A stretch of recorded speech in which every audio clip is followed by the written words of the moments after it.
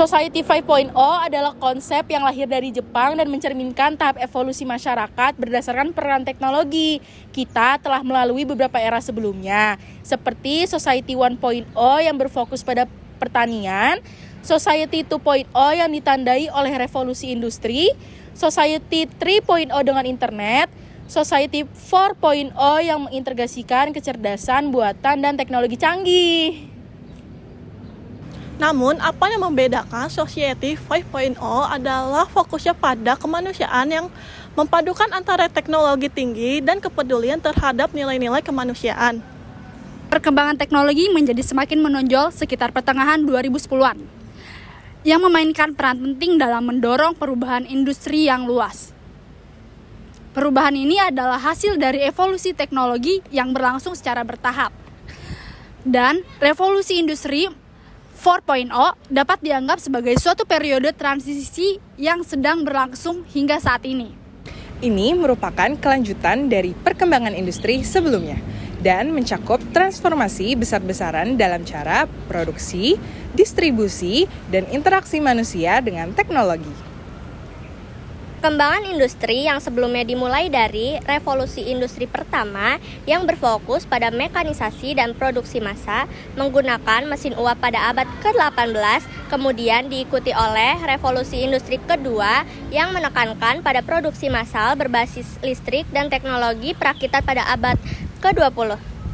Ketiga, revolusi industri ketiga yang ditandai oleh otomatisasi, komputerisasi, dan pengembangan teknologi informasi pada paruh kedua abad ke-20.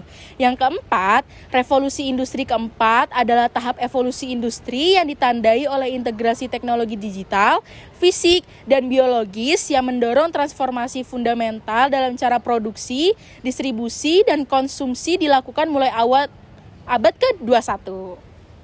Lantas, apakah kita sudah memasuki era revolusi industri 4.0? Ya, kita sudah memasuki era revolusi industri 4.0. Lalu, apa yang harus kita upgrade?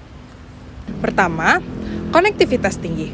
Perangkat dan sistem terhubung secara online melalui Internet of Things atau IoT. Memungkinkan pertukaran data dan informasi secara real-time antara perangkat, mesin, dan manusia. Contoh dari IoT Smart City yaitu Smart Home, Wearable Device, dan Smart Agriculture. Dua, ada AI. Artificial Intelligence adalah teknologi yang dirancang untuk membuat sistem komputer yang mampu meniru kemampuan intelektual manusia. AI ini juga mengumpulkan data dan menganalisis data dari lingkungan atau sumber tertentu. Contoh dari AI ini ada kayak ChatGPT yang sering kita gunakan, dan yang akhir-akhir ini sedang ramai adalah AI yang bisa membuat dua foto berpelukan. Yang ketiga, ada Big Data. Sesuai dengan namanya, Big Data adalah kumpulan data-data dengan skala yang cukup besar. Big Data adalah perpaduan antara teknologi digital dengan sistem database. Kumpulan data ini biasanya dapat berguna untuk perusahaan. Salah satu contohnya itu adalah untuk dalam mengambil sebuah keputusan.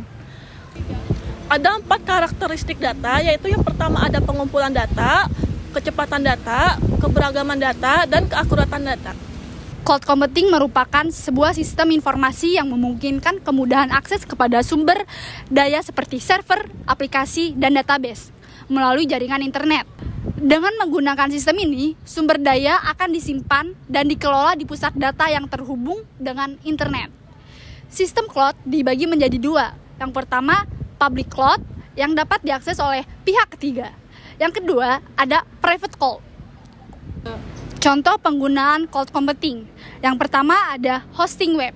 Hosting web merupakan layanan yang menyimpan situs atau aplikasi yang akan memudahkan akses user ke berbagai perangkat lainnya. Yang kedua, itu cloud computing untuk mengurangi hambatan transfer data dari sistem terpusat yang biasa digunakan oleh perusahaan. Yang terakhir, additive manufacturing merupakan teknologi yang digunakan untuk membangun objek 3 dimensi dengan cara menambahkan ribuan lapisan kecil yang dikombinasikan untuk menghasilkan barang jadi atau finish produk.